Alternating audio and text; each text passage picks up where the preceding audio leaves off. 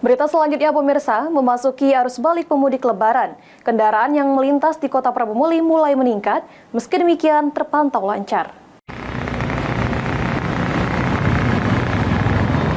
Memasuki arus balik Lebaran, terpantau kendaraan yang melintas di Kota Prabu Muli meningkat. Meski ada peningkatan kendaraan, namun arus lalu lintas terlihat lancar, tidak terjadi kemacetan. Kendaraan pemudik yang melintas di Kota Prabu Muli didominasi oleh kendaraan pribadi dan menggunakan bus. Untuk keselamatan para pemudik, petugas di pos pelayanan turut melakukan pemeriksaan tensi darah dan pemberian vitamin bagi supir dan penumpang.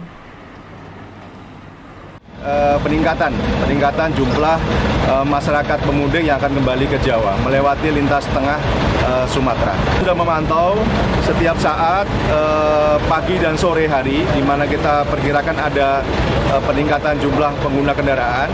Itu dari pantauan kita di pos pengamanan Tugu Nanas dari arah Muara Enim juga sudah ada lonjakan penggunaan kendaraan bermotor, namun masih lancar untuk di wilayah Prabu Muli.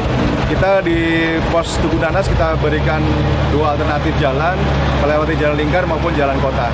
Sehingga dengan pemecahan arus itu mudah-mudahan akan mengurai daripada potensi kepadatan arus dan memecah daripada potensi untuk kemacetan. Kapolres Prabu Muli Endro menghimbau untuk pengendara yang menggunakan sepeda motor agar bisa beristirahat di pos-pos pelayanan yang telah disediakan di Kota Prabu Muli.